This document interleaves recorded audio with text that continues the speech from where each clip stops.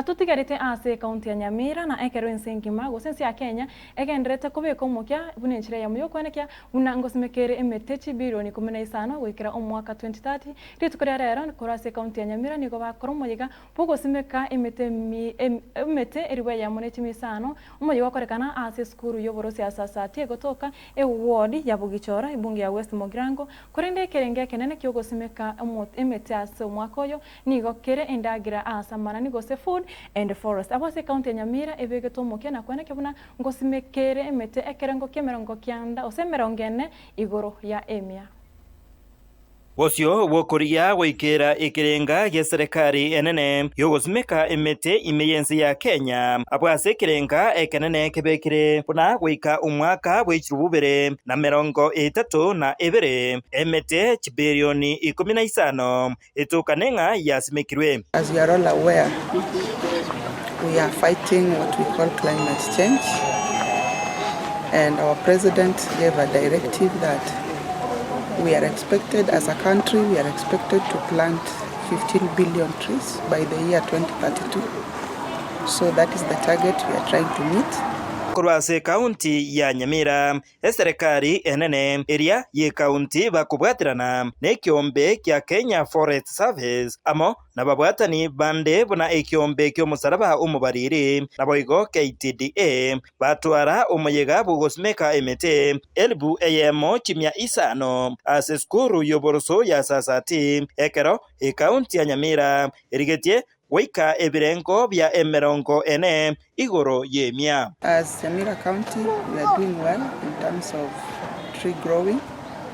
Our forest cover is around 35%, and we want to improve on that so that we can reach 40% because we are blessed with rains. Today we have planned to plant around 1,500 trees in the school. To us it means a lot because we have a target for this year to grow 144,444 in the entire Nyamira County. And of course we have a target of 20 million trees to be grown in 2 years. Ekerenga ekenene kerituko eri ekere endagira kurwa aseri nani abwase basemire abantu kubagusimeka emete baenkie eria ebwate endagira puna amatunda. Trees we concentrate in the food or fruit trees which are the avocados, roquats and even pawpaws. Those are trees but they provide fruits which is a source of vitamins for the helping our people. We can plant fodder trees for our animals. We can plant agroforest trees along the farm, which enables our soil to be protected from erosion, which is being caused by different agents, that's water and wind. But when we plant these trees, they can protect our farms from all types of erosion. At the same time, they provide some shade for our crops.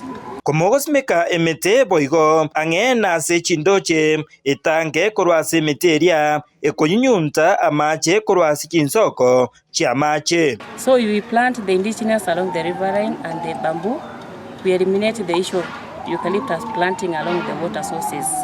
We can be able to have our water conserved and in good quality and quantity.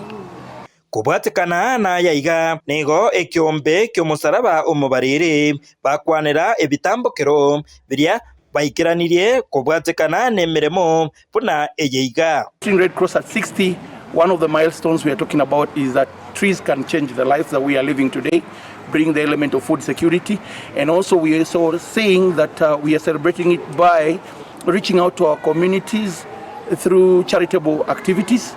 And of course, we are also mentioning about blood safety and encouraging blood donation in our respective counties so that then we are able to save a life. And overall, I would want to say thank you so much for joining us today. And please, I will encourage you from wherever you are. If you think of cutting down a tree, then think of growing 4 times what you've cut down. We're saying put down 3, cut down 1. Eyeiga nenjira eyemo yokwenekya buna ekirenga ekenege serikali anene asubusimeki bwemete imeyense nkwikirana kere Hingo reporter Getembe kurwa skuru eyeiga yoboroso ya sasati eyegotoka emeye ward ya Bogichora ebunge ya West Mugirange County ya Nyamira Jeff Atgad Gesemba